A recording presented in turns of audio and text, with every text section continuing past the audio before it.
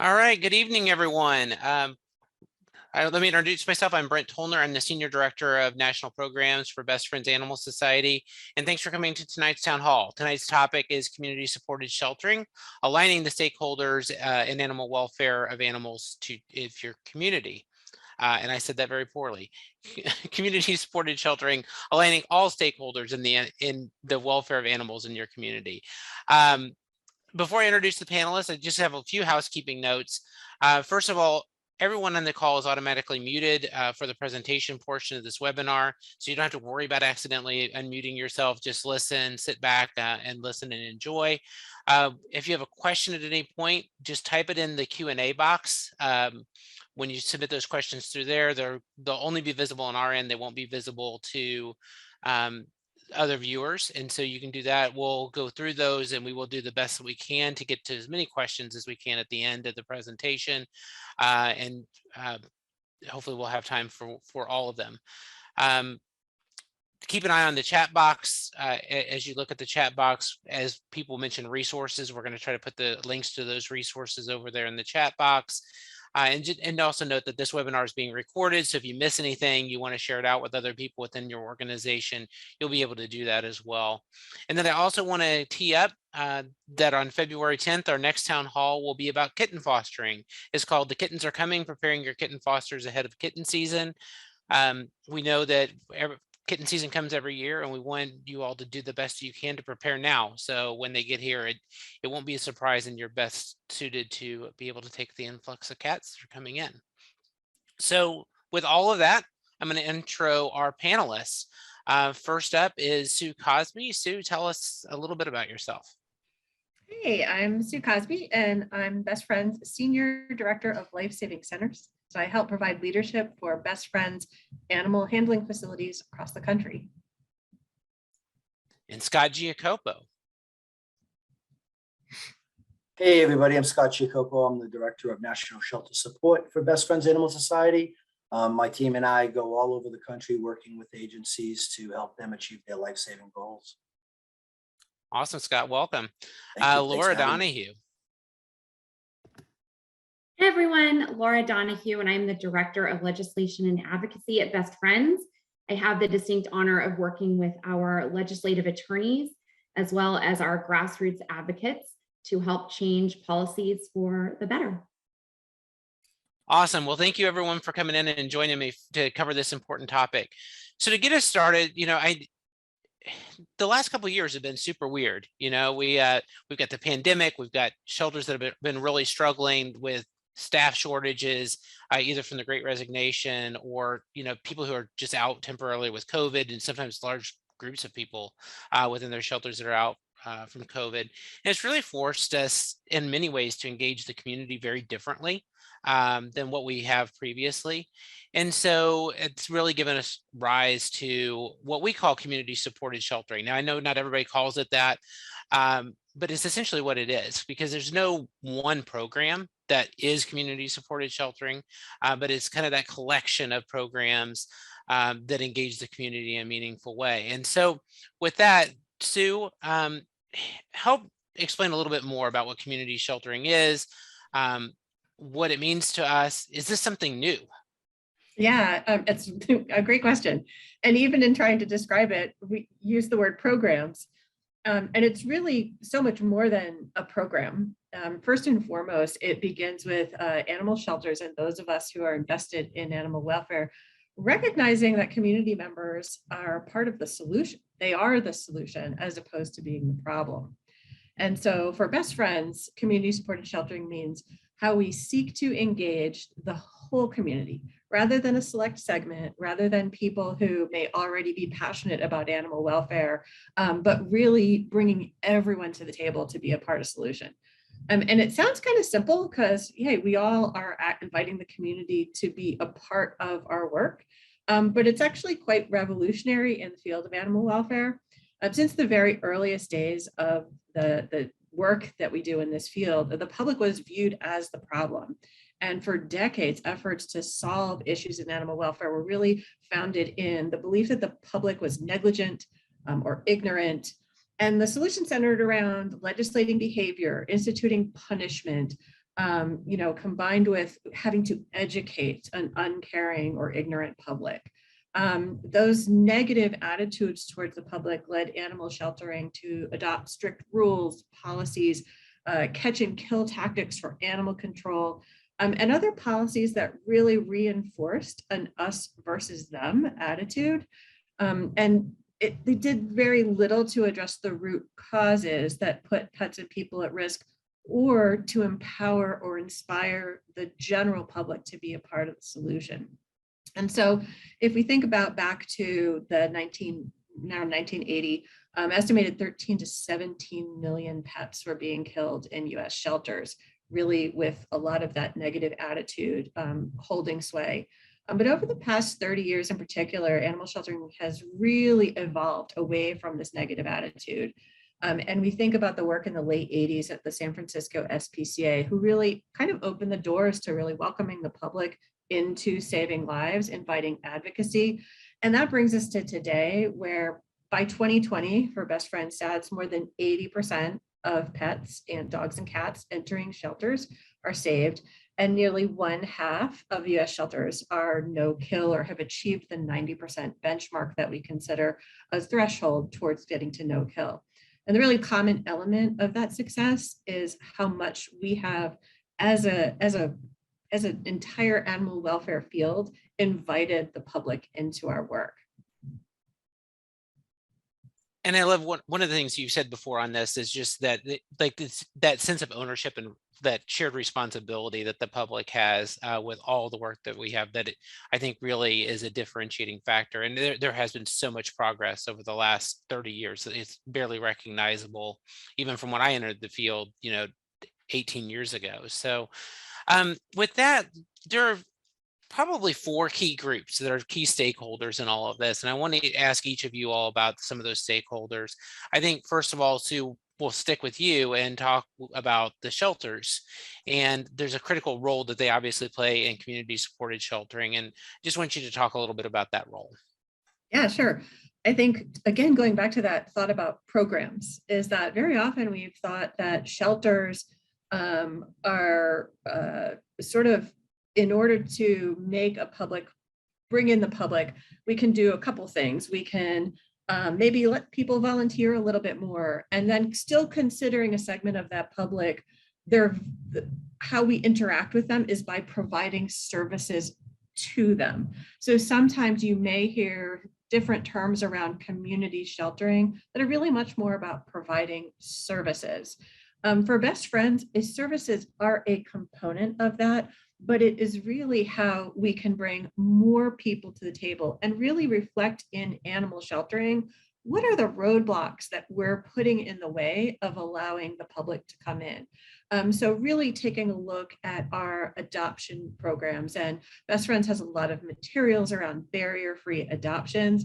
How can we really look and relook at our adoptions? Look at our policies and procedures.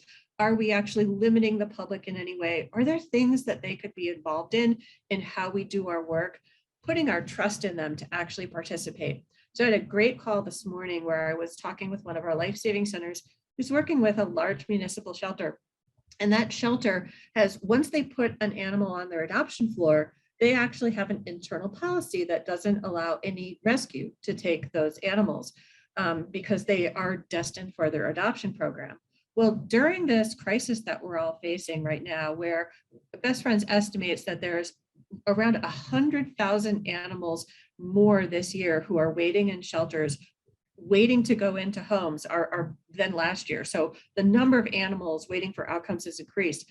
And this shelter in particular is feeling it. And they're suffering because they don't have the staff in place through the resignation, through COVID, to actually achieve all of the adoptions that they did before. And the call that our team had with them this morning is, hey, how about we just release some of these animals to rescues? I know you wanted them for your adoption program, and I know that's the way you've operated before, and it was successful for you before, but how can we start to think differently? Now, rescues are still part of animal welfare, but they're also part of the community. They're very often volunteer-based, and they're bringing people to the table. So looking at every single program in that way, how can we bring people in a little bit more? How can we trust the public? can we adopt out this animal who still needs to recover medically, as opposed to maybe what we did in the past was complete all of that medical work ourselves before we even began to promote that animal for adoption. A lot that we can do. I love the thought of it. Like, I mean, so many of us have gotten used to animal welfare, and it's like, this was successful for me in the past. And like, but that just because it was successful 3 years ago doesn't mean, like, in our current environment, that that's necessarily going to be successful. And I think it really does benefit all of us to think about, what does necessarily need to change, or what do we need to try differently, given the current circumstances.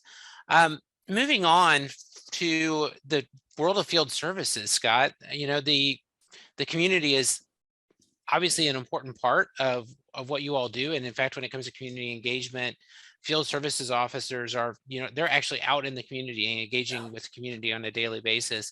Tell us about the role that field services plays in community supported sheltering.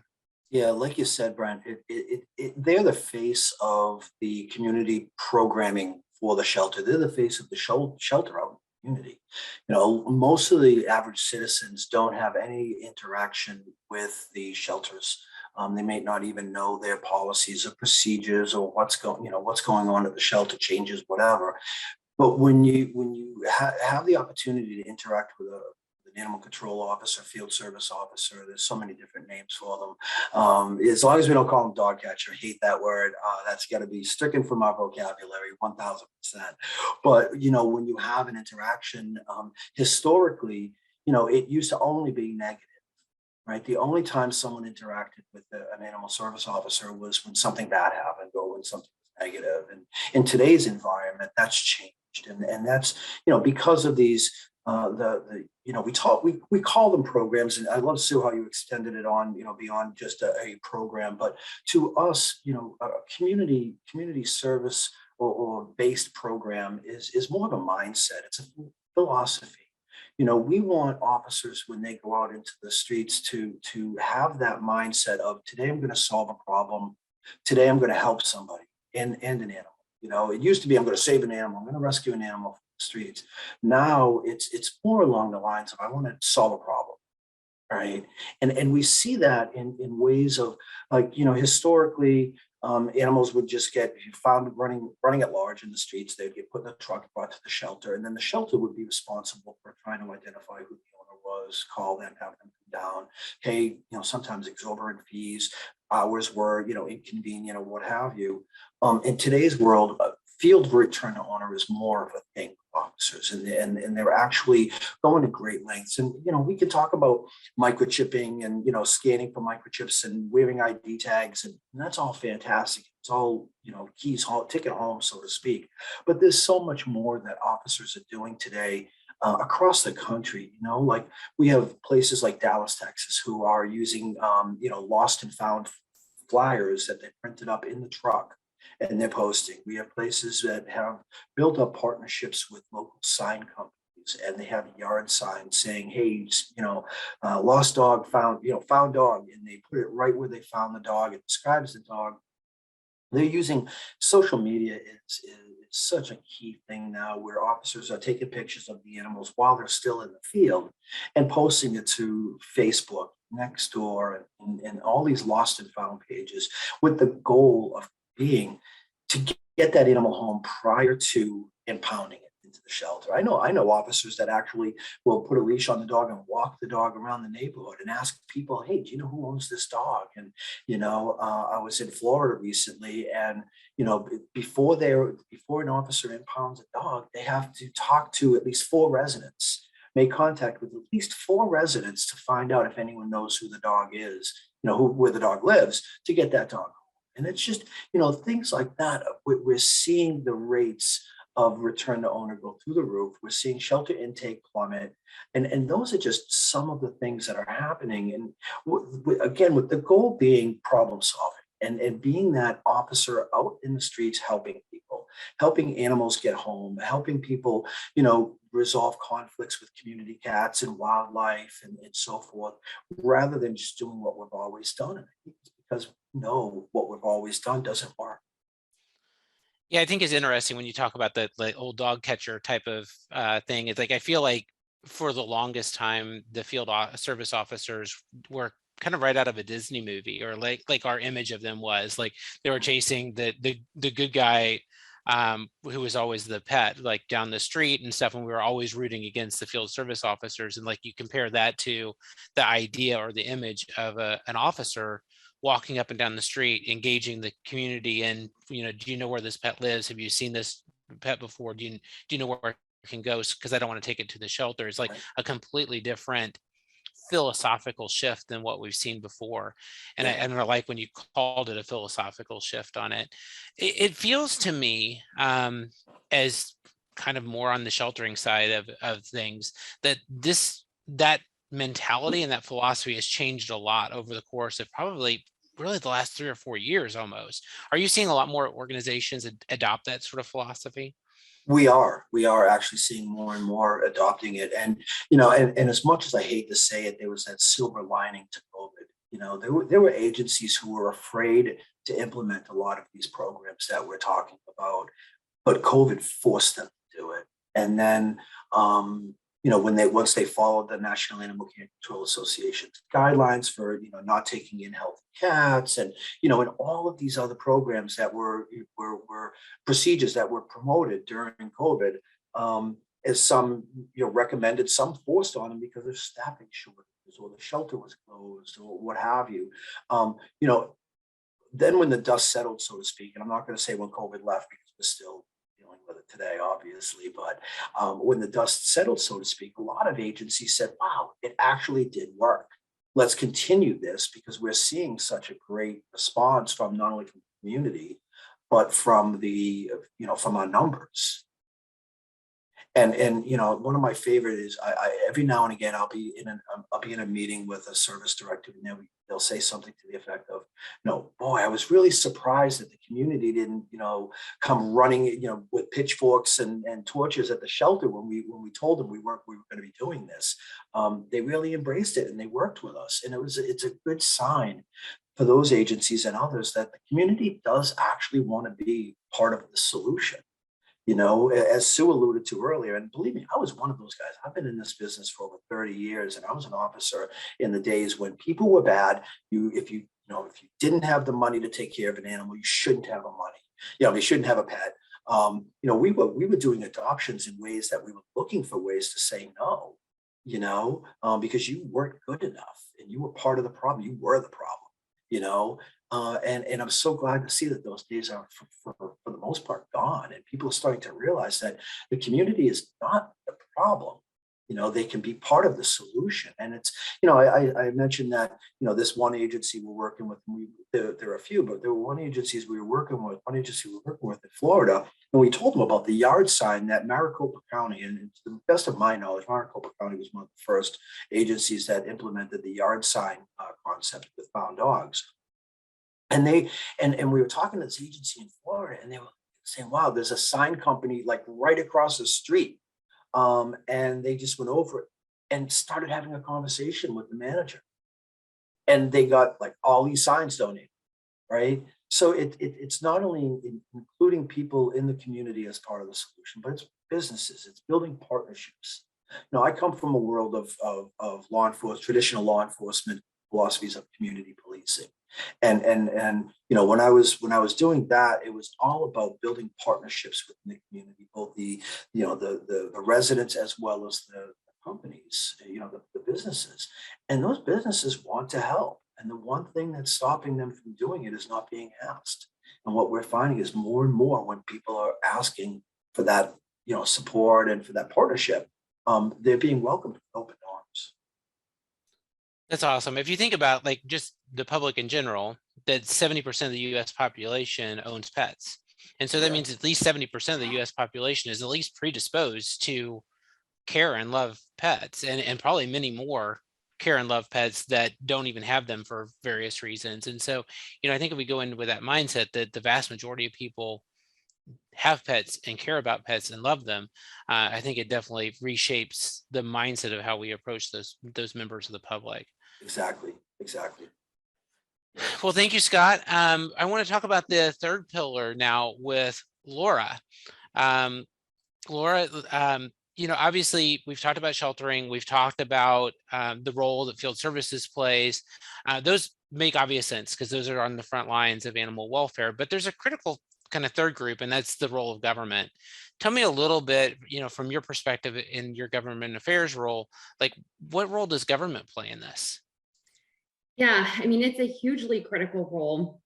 I don't have to tell anyone who's on this call that works for a municipal or taxpayer funded facility that you are government, right? Like you are part of the government, but you are bound by the laws that the civic leaders have passed, and that creates a box that you have to operate in. But even if you're a private shelter or us as citizens, we're all constrained by the laws that exist in our community. And so, government is critical because it should be flexible. It should be responsive to the emerging, evolving needs of a community. It should provide for basic resources, right? Government holds the purse strings, so it needs to be responsive and provide those resources.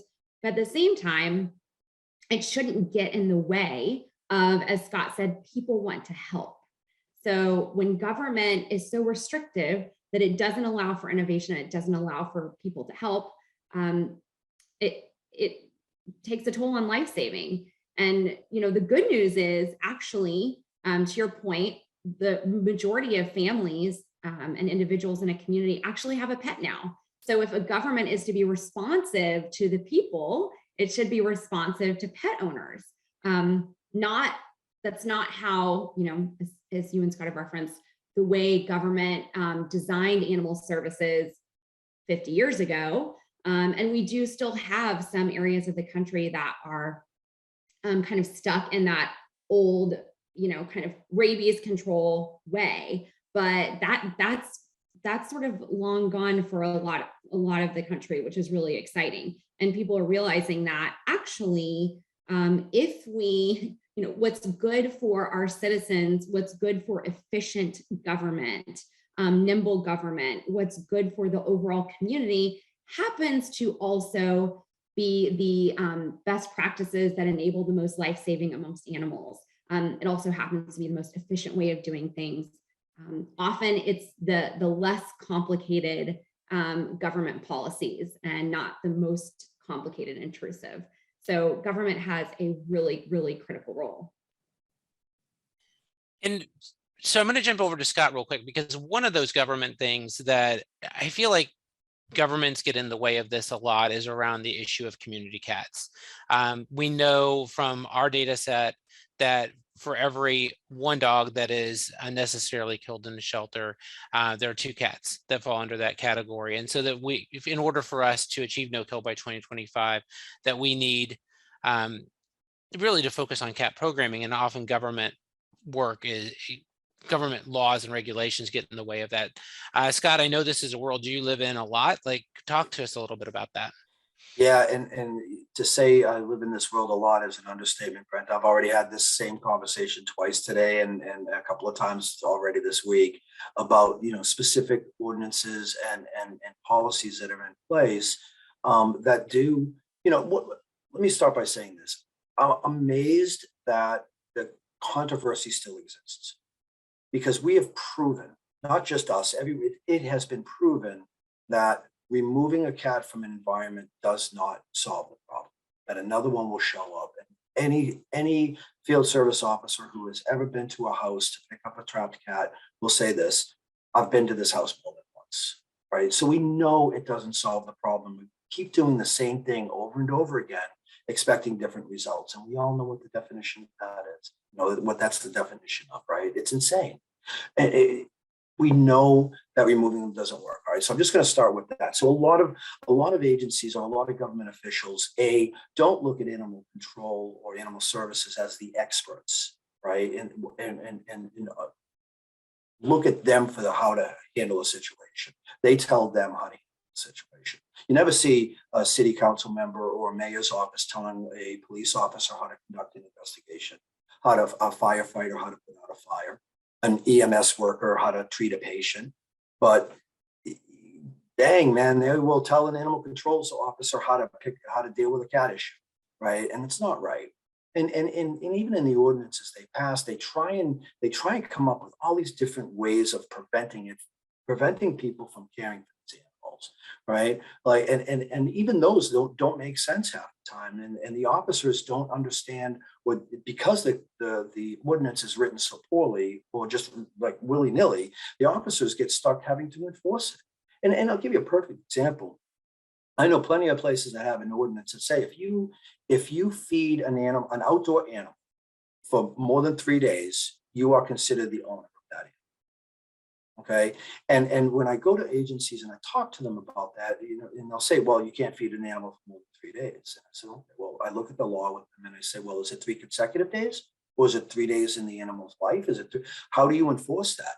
And it'll trip them up a little bit. And then I'll say, okay, so if I feed on Monday and Tuesday, my girlfriend feeds Wednesday and Thursday, I feed Friday and Saturday, are you out of luck with being able to do anything about that?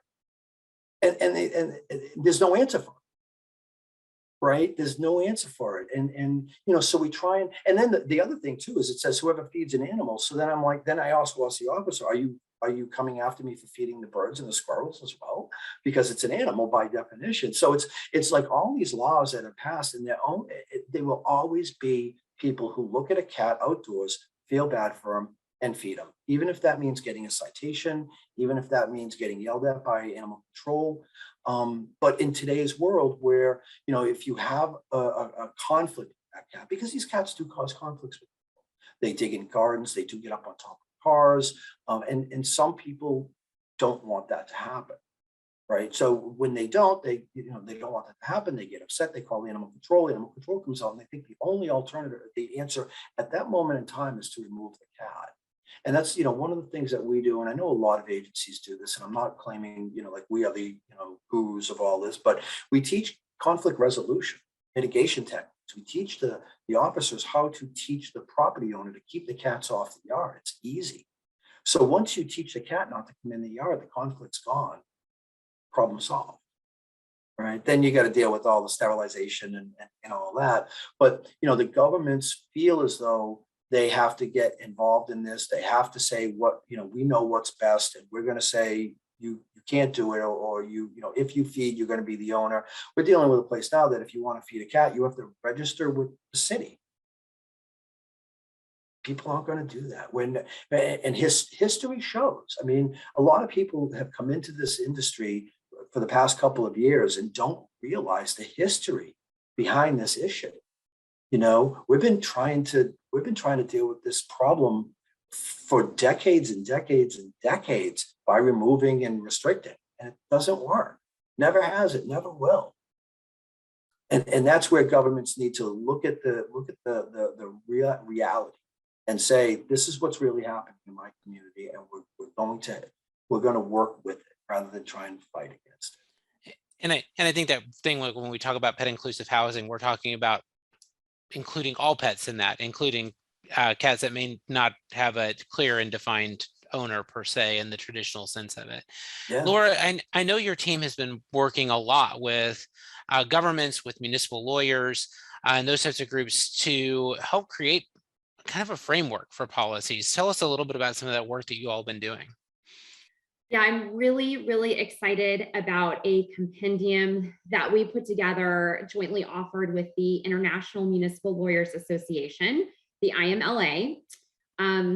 As many of you know, especially those of you that work in a city shelter, your city attorney is the trusted change agent for your city. So often, no matter what needs to happen, the city manager, the mayor, city council, they've got a big policy they want to, push through. They check with the city manager to say, hey, is this legal? Are there any liability concerns? Do we need to worry about getting sued? Does this make the city safer? I mean, the city attorney is enormously powerful as it relates to community supported sheltering. And so we were so excited to jointly offer this compendium with them. I know the links provided in the resources. We also have lots and lots of these physical books printed out, really fancy, shiny, glossy paper. If you want one of those, we're happy to mail it to you. But it's 10 chapters. And it's all about various community supported sheltering policies like pet inclusive housing that can frankly just help keep pets and families together and move resources through the city more efficiently, creating policies that really integrate human and animal services, because we know oftentimes if there's an animal issue in need, you can connect it to a very real human problem. And if we solve the human problem, the animals get cared for. So if we keep people housed, then animals get to stay too. So everyone benefits, from integrating human and animal services, moving resources more efficiently. And so this compendium we have, it's called People, Pets, and Policies. It's kind of a guidebook of sample policies that you and your city can implement to save lives. I think it's awesome. And on a very personal note, I was at a hearing today in Jefferson City, which is the capital of the state that I live in. And this policy guide came up no fewer than 4 times during the course of an hour-and-a-half hearing, because we were looking for definitions to rules and language and stuff as we were talking through things. And it was a fabulous resource. It answered literally every question that came up on that regard. So it's fabulous. I love hearing that. We had a huge win today that my colleagues on this call don't know about, so I'm excited to share. The Municipal Technical Advisory Service agency that is in the state of Tennessee, and it puts together model policies that all of the cities look to, best practices and model policies. They have for a long time had breed-specific language and sort of endorsed breed bans for cities, which all of us on this call know does not keep a community safe, unnecessarily separates families from their pets, has nothing to do with individual pet behavior, isn't enforceable, is expensive, the list goes on and on. Well, today they have officially reversed that policy because of IMLA and our model policies. They have now updated that language, and the state of Tennessee is no longer endorsing breed-specific legislation. So that's awesome. Moment of celebration, and yeah, kudos to our partnership with IMLA.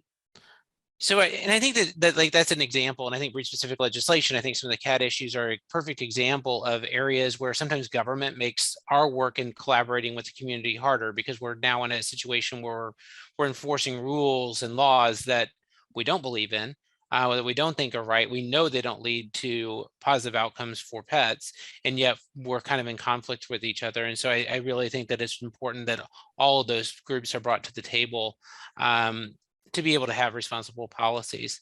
So the fourth and final pillar on this is really around the public. We've talked about the shelter, we've talked about field services, we've talked about government, but the public plays a role in this too. Sue, coming back to you, what's the role that the public can play?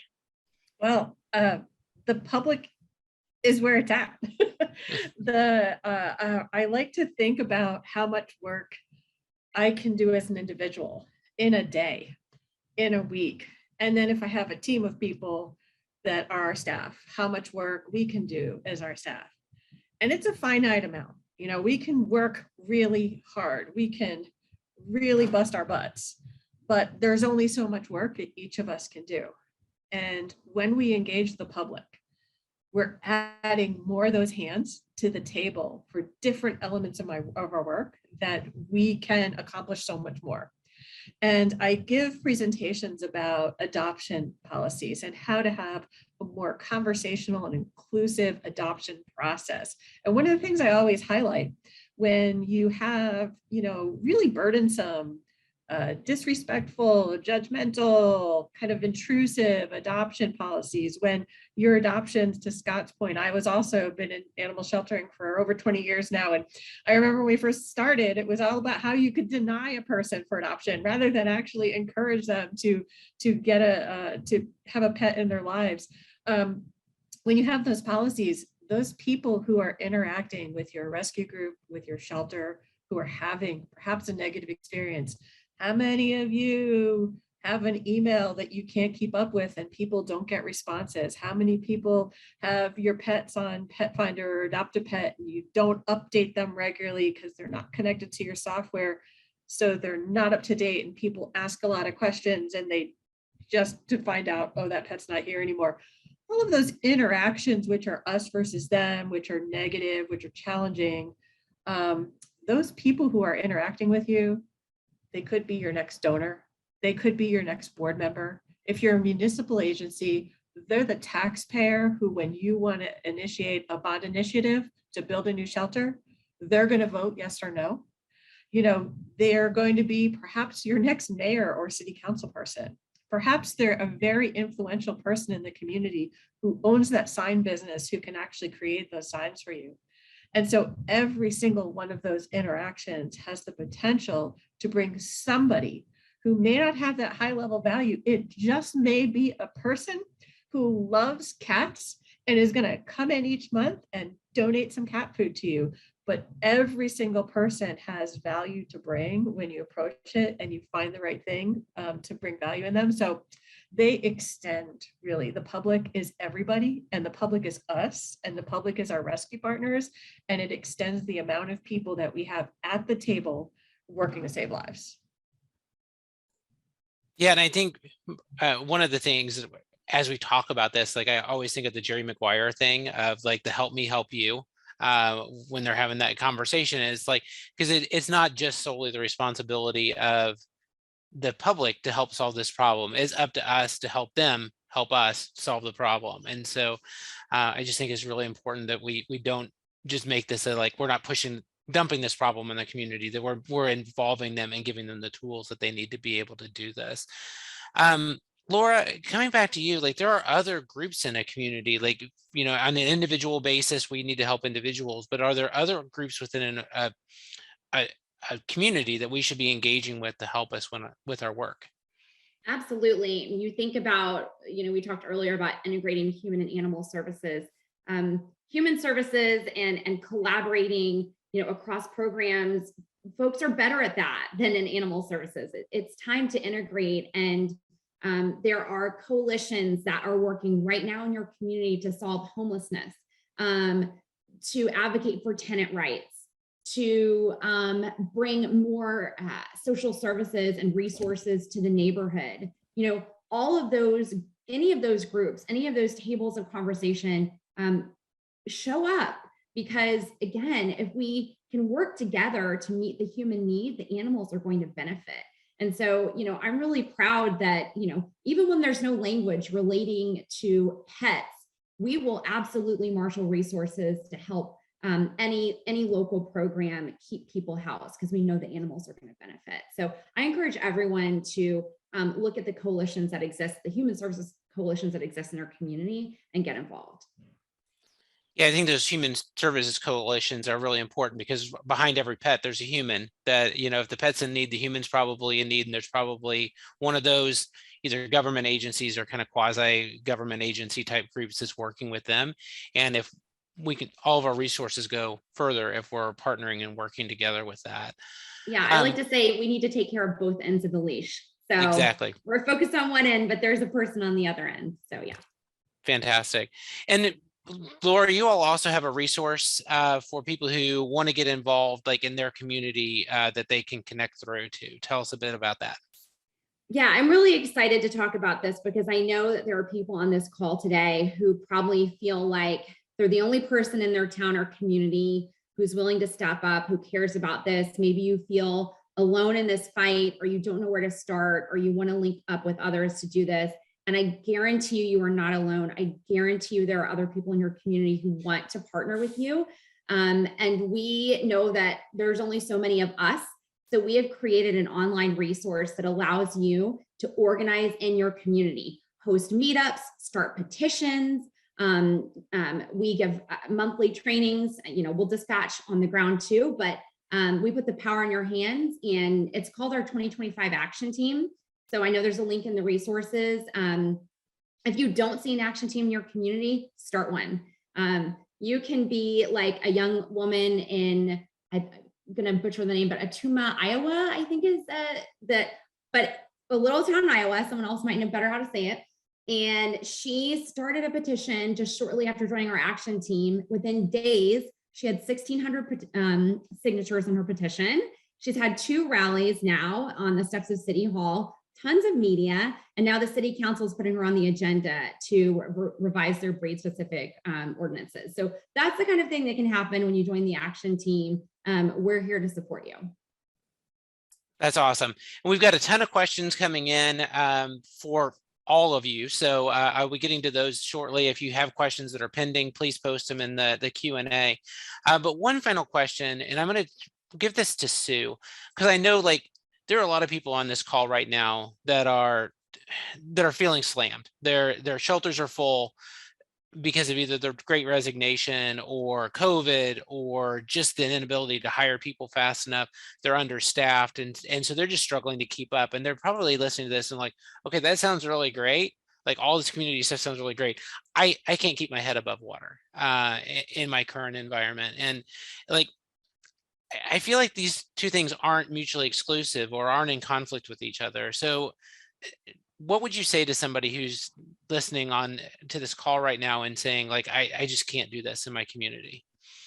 Yeah, I would probably start with what you actually can wrap your hands around right now, which may be just like that shelter I mentioned earlier, taking a look at how you do things now.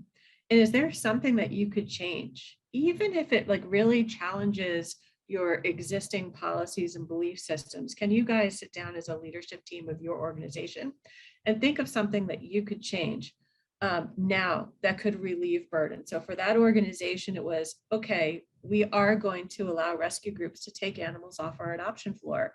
If you think about that, those are less animals in the building that you need the staff to care for. It could be that you require volunteers to go through a very burdensome period in order to become qualified to work in the shelter. Well, take a look at that. Are there ways that you could actually bring those volunteers in quicker? Is there ways that you could bring people in for certain aspects of your work?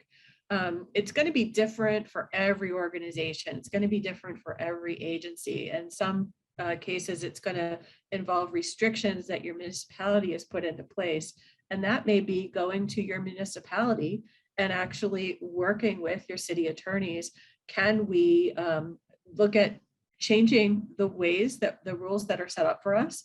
And can we even look at suspending those on an emergency basis? So I think having those conversations, trusting the public, trusting your staff, trusting people. I remember at one shelter, we had this particular policy in place, and I was a brand new executive director there. And I remember having a conversation with the staff, and I'm like, why do we do that? And I don't even remember what the policy was. And they just told me, well, that's how we do it. That's our policy. And I was like, it's kind of a bad policy. We should change that. And like, you can change that in your shelter, in your rescue, whether you're municipal, whether you're private, you can change these things and you can adapt. And to the point that everybody, like everything has changed under COVID. You know, Scott mentioned the silver lining. This is your time. If you're really nervous about something, if you're like, there's no way I could do that. I want to try it because it might help. You consider it a pilot project for yourself. So right now you may decide to change something that you really think has to be that way. In the next 90 days, you may learn a lot from that. You may learn, no, we have to go back and continue to do what we did. But you also may learn that there wasn't the downside that you thought there was of putting volunteers through an excessive orientation process before they can come in and give you a hand. Of making adopters go through a very lengthy process. I think about how many times I've done this in my career. When I first started in animal sheltering, for the 2 weeks before Christmas, we didn't adopt out any animals at the shelter I was in. Scott's nodding his head, because we were convinced that animals would be returned. They were going to be adopted as gifts and come flooding back. And so we shortened it to 1 week, and then we actually eliminated it. And everything we were afraid of didn't happen. And the same thing where people used to put applications on for puppies. Even if the puppy was ready to be adopted, we made them wait 24 hours because we were sure that they were making an impulse decision and they would return the puppies. Scott's nodding again. I feel like we grew up in the same area. We were, and we eliminated that 24-hour waiting period. And the puppy return avalanche that we were expecting never happened. Ever. You know, Sue, if I may, we were in separate parts of the country And these policies were so widespread. It wasn't that we're from the same place, it's we're from the same world and at the same time. And those Yeah. policies, I remember closing down before Halloween, Yes. because the Satanists were going to come in and adopt all our black and orange cats and sacrifice them to Satan. I mean, and we believed it. And some people might be listening now and saying, "Woo, those people were crazy." But I'd like you to think fast forward to 20 years from now, right, and looking back on some of the things that you believe now are important. Just because I'm old at this point, I think you're going to have the same perspective when you're going to look back and be like, well, in my day, we did this. And like, if you're still in animal welfare, you're probably going to be doing something different, very different than you're doing now, for sure. And if I may, and that's why I'm always talking to my team and the people that we work with to challenge your beliefs every single day, because we're finding more and more that what we've been taught all along to believe just isn't true. And, same with community cats. We were, Sue and I came from a world where community cats never made it out of the shelter alive. We didn't have TNR. And for me, one of the biggest tipping points with that was fighting dogs. I've seized hundreds of fighting dogs in my day. I used to be a cruelty investigator for the state of Massachusetts, and we had hundreds of fighting dogs. And until the Michael Vick case and what organizations like Best Friends did with those dogs, we truly believed in our hearts that these dogs posed a public safety threat and should not be adopted out. And we were wrong. We were wrong. So with that, challenge your beliefs every day, every day. And I think that comes back to something that Sue started us off with, is just, given the pandemic and everything that's been going on and the crucial situation that we're in now, it gives us every permission we ever need, as if we needed permission, but it gives us even more permission than usual to really challenge those beliefs and make those changes and really test what our boundaries are. There's nothing that can't be undone. If you change it and you don't like it 90 days from now, change it back. Like it can never, you can't undo it, or you can always undo it once you make the change. And so I think it's a great timing for that. We've got a ton of questions. I want to jump in, and I'm going to go. The first one I'm going to give to you, Scott, because I've got this question in a couple of different areas. It was pre-submitted. It's over in the Q&A session here. And this is really around TNR, return to field, community cat management, aligning stakeholders, especially like in a place where a government and people in the community aren't accepting of them. Like, how do you align all those groups around community cat programs? It's difficult. It is. And if there were an easy answer, we wouldn't have this problem that, we have today. But, the first thing is to make sure that we're all coming from the same place. And we're not talking to someone who's upset. And the people that I deal with usually are dealing with members of the public who have had a conflict, ongoing conflict. It hasn't been resolved. They've removed cats, more conflict continues. And by the time that we get involved with talking to them, they're wound up. I mean, they just want answers. They just want this to stop, and they're mad. We can't have a rational conversation with someone who's all wound up like that. What we need to do is what I refer to as de-escalate situations. So you can have a rational conversation and explain to them what does and doesn't work. And the same with government officials. Most government officials, they're more concerned with the number of complaints they receive, right? And this is one of the things we found when we launched this program in Washington, D.C. years ago. We were getting more people calling city officials complaining about, they're not picking up cats anymore, right? Than anything else. But we had so many people in the community that were so excited about the fact that we were doing this program. And once we had them start to call the elected officials and say, hey, we're really happy that the animal control is doing this program, the narrative really started to flip with those city council members. Right. So that's, I guess that's Laura probably would know better than I do, but that's a tip for those grassroots folks, is get those community cat caregivers and the people who are, get their problems solved, to call the elected officials and say, thank you for letting this happen. So that's one way. There's always going to be the controversies. Right now I'm sure that I haven't read the chat or the questions, but I'm sure there's probably one or two in there about, the controversy over the wildlife issue and the damage that cats cause and the big argument over stats and this and that. And I get it, but to me, the cats are there. They're going to be there. If we remove them, more will come. We know that. Over history, we've seen that, right? So I don't place much stock in the battle between the sides over the numbers, right? Or the statistics or the studies and all that. What I look for is reality. And in our communities today, there are cats. And, this one house may have had 20 cats removed from this house, and there's another one, right? And the problem's not being addressed by removing. So we know TNR works. We know it does. And those are the types of things that I look at when I'm aligning the stakeholders, is having open conversations with people who it's really affecting and getting their support.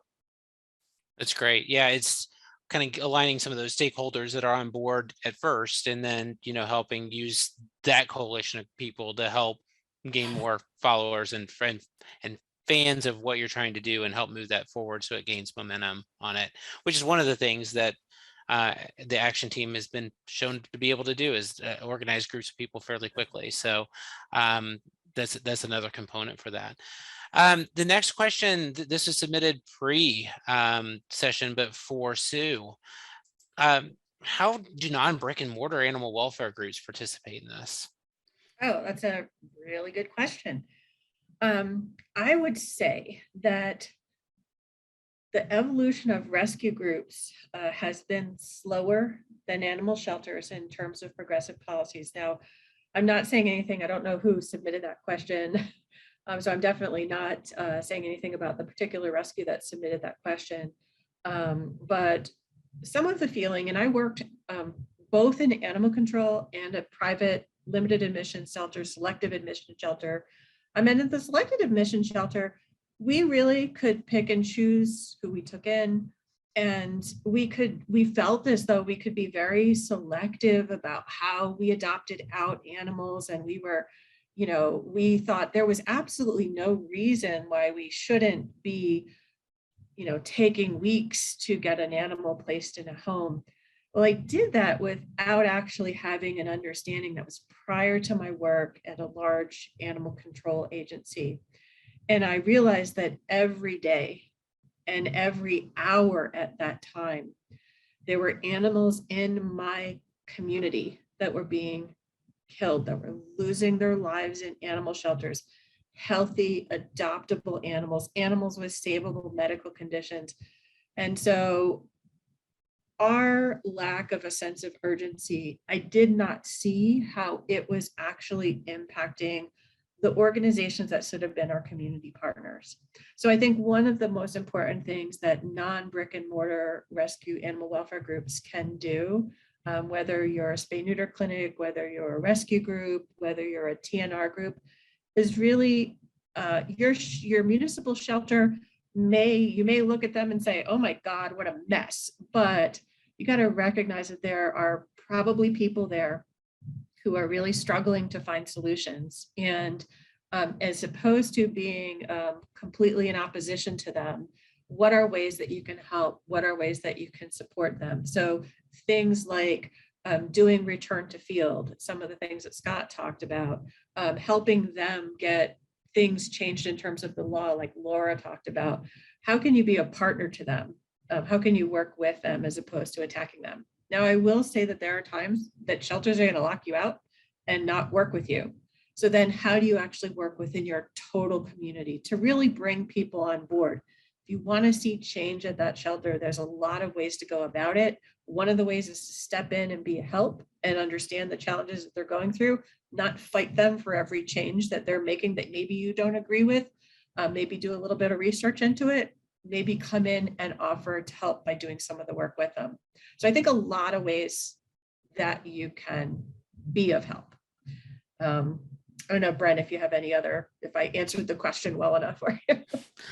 I think you did. You answered it well enough for me. I can't talk about it for the person who submitted the question, but hopefully you did. If right. they're not on, they can re-ask a follow-up on this.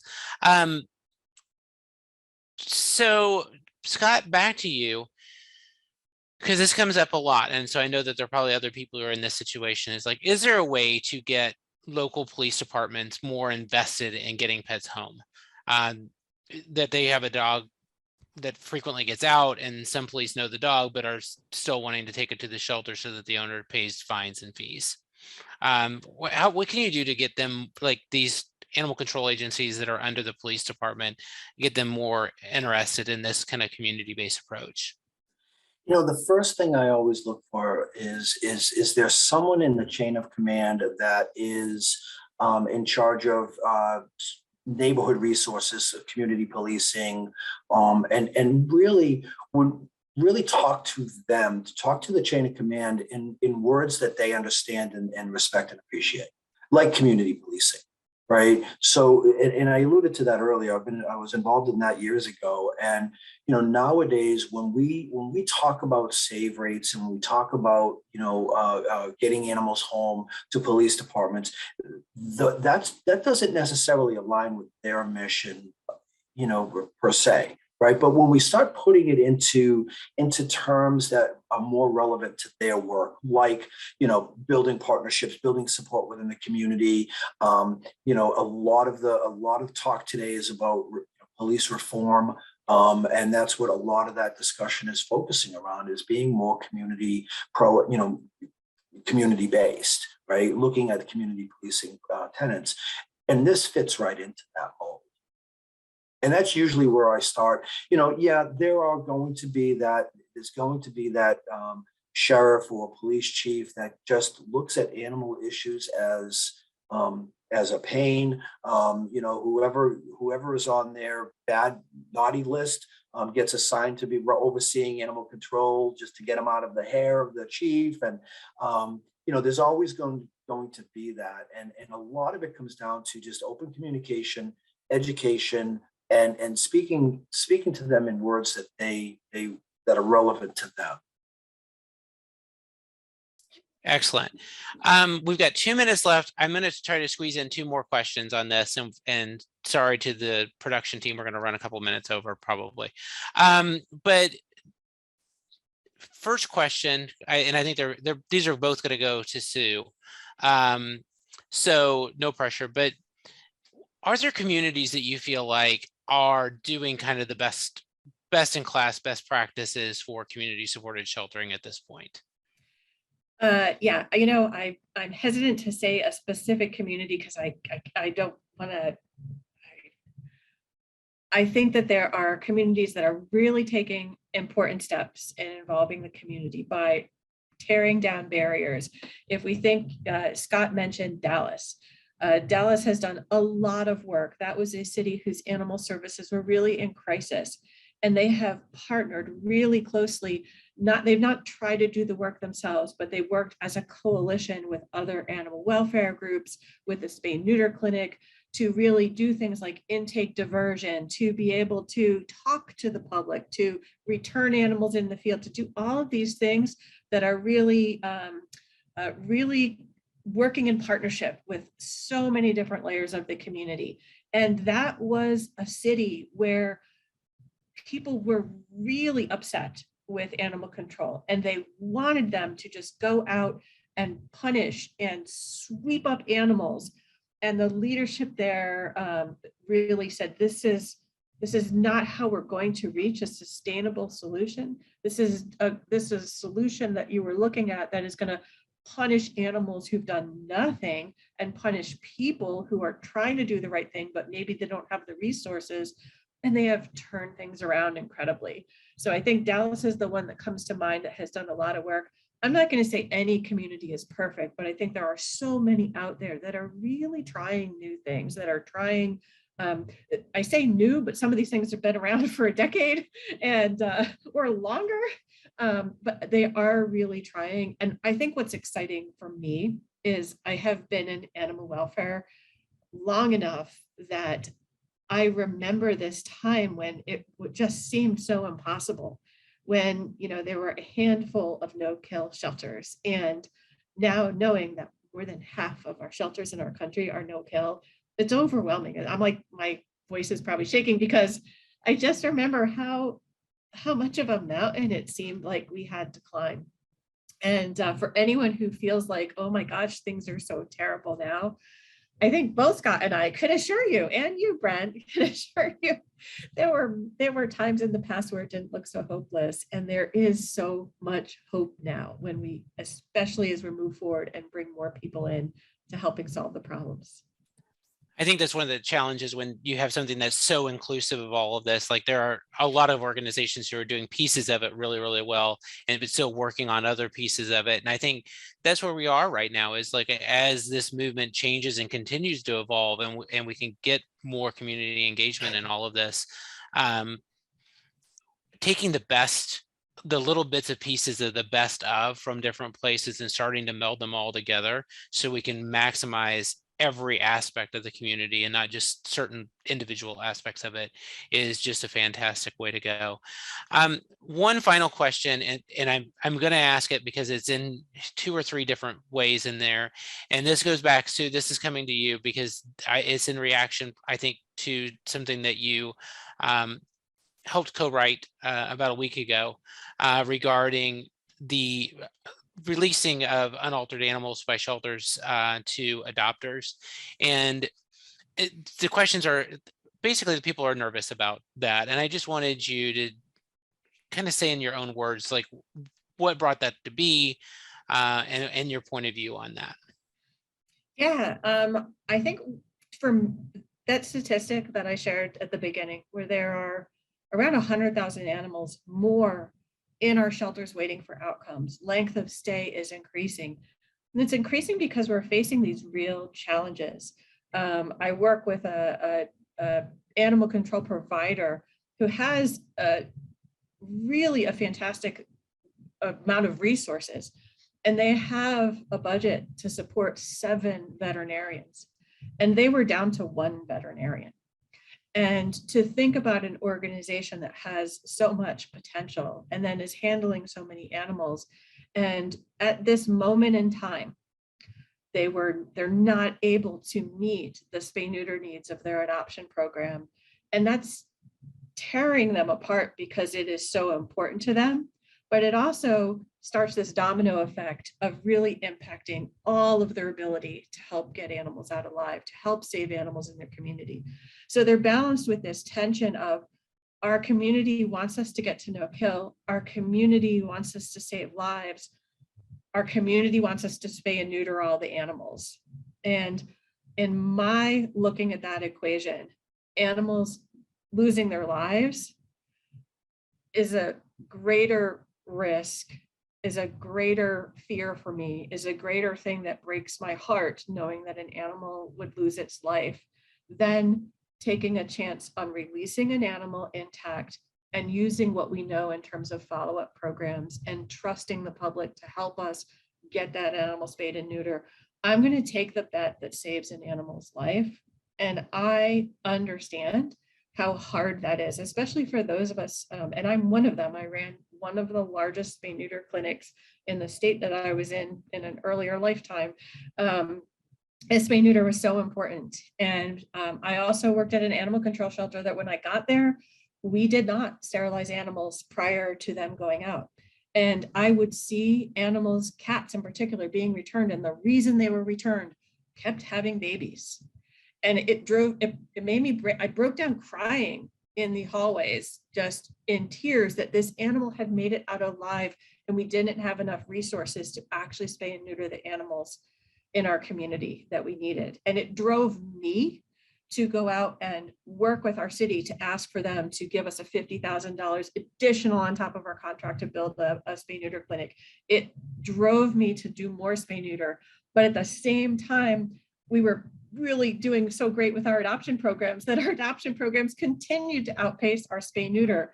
And it was a mentor of mine at the time who said, if the choice is between animals losing their lives because of space, because they're getting sick and you're not able to treat them in your shelter, versus letting them go home and come back later for an appointment.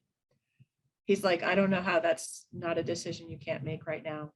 And so there's at no point in time am I or best friends advocating that, woo, just like let them all go out the door. You know, a spay neuter isn't important. That's not the case. It's when it comes down to these really incredibly difficult decisions that are life and death decisions. I always felt like, especially when I first got into animal control, and we did not use a veterinarian at that time to make determinations about injured animals in euthanasia. And so this was very early on when I just got in there, we made a lot of reforms right away, but people would look at an animal and say, "Ooh, that looks really bad," and make a decision to euthanize. Well, I thought to myself, heck, if I was in a car accident or I got really sick, I might look really bad. And I would not want that level of consideration to go into my life or death situation. And I would always want that for animals. So when we're looking at these solutions, death looks really bad to me versus an option for life. So I hope that's helpful. I think my experience working in animal control and making those decisions and being a part of the person who chose animals and had to make a decision to end an animal's life, and feeling I had an obligation even at times to be present and to hold those animals so that I could feel in my soul that I'm not turning this over to somebody else. It's not happening behind a closed door where I don't see it. To me, that empowered me to really think hard about how I balance these decisions. And it was a real learning lesson for me, really changed my perspective on how to make these decisions. Sue, thank you for that. We are going to close on that one. There's a question that came in very late on this about what to do with veterinary providers when you have dwindling veterinary providers, and just what do you do when you're in that situation? And so more to come on that topic, because I know that this is an important one. It's going to be one that we're going to be dealing with as a movement for the foreseeable future. So we promise to get to some of that more in depth. So Sue, Scott, Laura, thank you all so much for sharing your expertise in your various areas with us. And everyone that on the call, thank you all for joining and spending your evening with us. And we hope you found it valuable, and we hope to see you in a couple of weeks when we talk about kitten fostering. Have a good night, everyone.